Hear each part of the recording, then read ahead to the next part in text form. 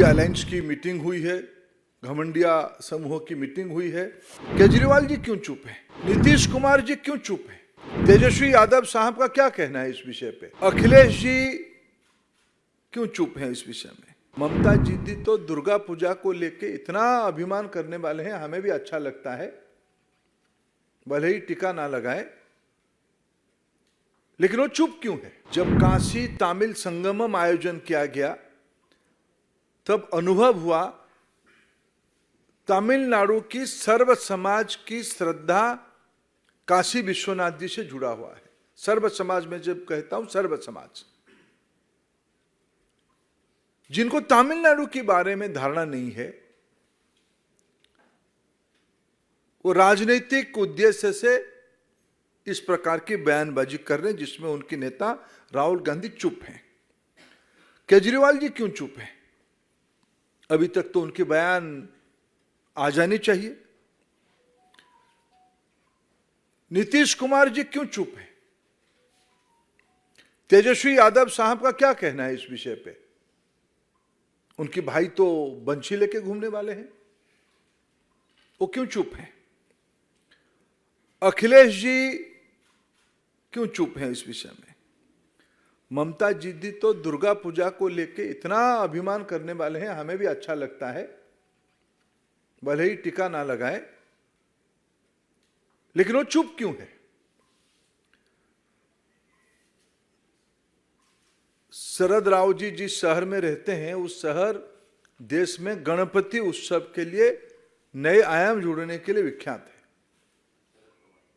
शरद पवार जी, श्रद्धा से उनको शरद राव जी बड़े लोग, बड़े आदमी हैं, मेरा भी श्रद्धा है व्यक्तिगत रूप में, लेकिन वो चुप क्यों है? क्या आपको सियासत इतना मजबूर कर दिया है कि भारत की आत्मा को भी आप कुछने लोगों के, आप बीजेपी की विरोधी हो, प्रतियोगी हो, हम समझ सकते हैं। आप प्रधानमंत्री नरेंद्र मोदी जी को ईर्ष्या करते हो, आप असहिष्णु हो,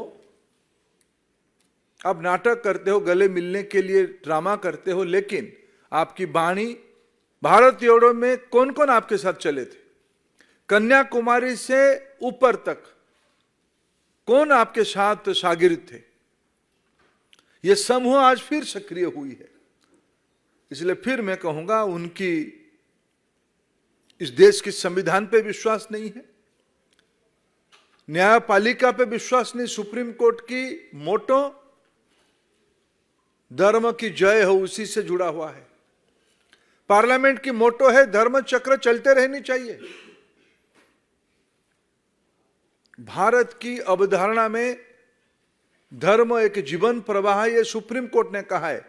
हिंदुत्व को वर्णन करते हुए सुप्रीम कोर्ट ने कहा हिंदुत्व एक उपासना पद्धति नहीं है, हिंदुत्व एक जीवनचर्या है, एक जीवन शैली है, एक प्रवाह है।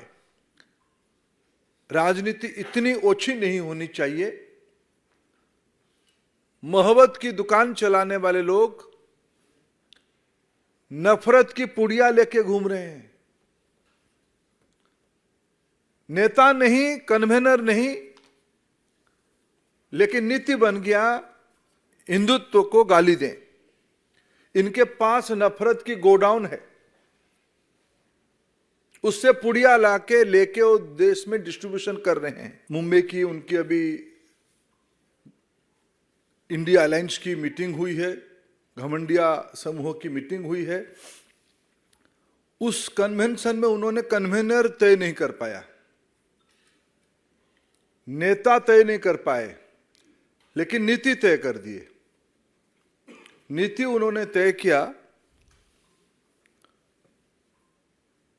सनातन को नीचा करना, इसलिए कभी उदयनिधि, कभी कार्ति चिदम्बरम, कभी प्रियंका खड़गे, कभी बिहार की शिक्षा मंत्री नीतीश जी के शिक्षा मंत्री, कभी युवराज अखिलेश यादव जी के प्रमुख नेता स्वामी प्रसाद मौर्य जी, कभी केजरीवाल जी के नेता गौतम जी, ये सब एक योजना के तहत अलग अलग समय में इस काम पे लग गए हैं। और अभी अभी तो कांग्रेस पार्टी की प्रमुख नेता वेणुगोपाल जी का बयान में अभी आज से देख रहा था। उन्होंने सारा हद को पार किया। जब आप लोगों ने उनको पूछा कि इसमें कांग्रेस पार्टी की टिप्पणी क्या है, उन्होंने उसमें कहा कि कांग्रेस पार्टी सर्वधर्म समभाव पे विश्वास रखती है। कांग्रेस पार्टी अभिव्यक्ति की स्वतंत्रता को सम्मान करती है। हम पूछना चाहते हैं कि क्या सनातन धर्म को गाली देना, हिंदू धर्म को गाली देना कांग्रेस पार्टी की नीति बनी हुई है? ये घमंडिया गठबंधन की नीति बनी हुई है? भारत में जन्म हुआ सभी पंथ संप्रदाय, सभी उपासना पद्धति, सभी मत सनातन की अंश है। अगर हम भारत की पार्लियामेंट की, लोकसभा की जो घोष वाक्य है, उसमें लिखा गया है धर्म चक्र प्रवर्ताए, यानी धर्म चक्र चलते रहे। यह पार्लियामेंट की घोष वाक्य में लिखा है। भारत की सुप्रीम कोर्ट की घोष वाक्य है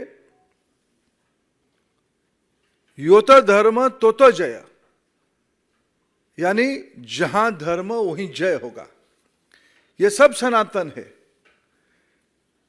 क्या गांधी परिवार को खुश करने के लिए, मैं इसलिए 2014 की बात, 2009 की बात याद करता हूं, 2014 की बात याद करता हूं, और सुप्रीम कोर्ट की हेट स्पीच को याद दिलाता हूं।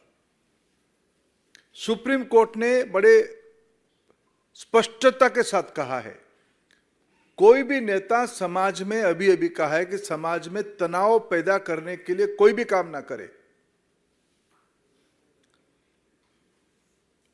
2014 की पहले,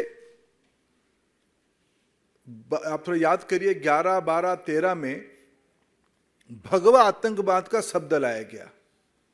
किसी ने तो नहीं कहा गुलाबी आतंकवाद। नमस्कार, मैं हूं मानक गुप्ता। अगर आपको हमारा ये वीडियो पसंद आया हो तो इसे लाइक और शेयर जरूर करें, और हां, हमें सब्सक्राइब और फॉलो करना ना भूलें ताकि आप देश और दुनिया की कोई खबर मिस ना करें। तो जुड़े रहिए हमारे साथ और देखते रहिए न्यूज़ 24।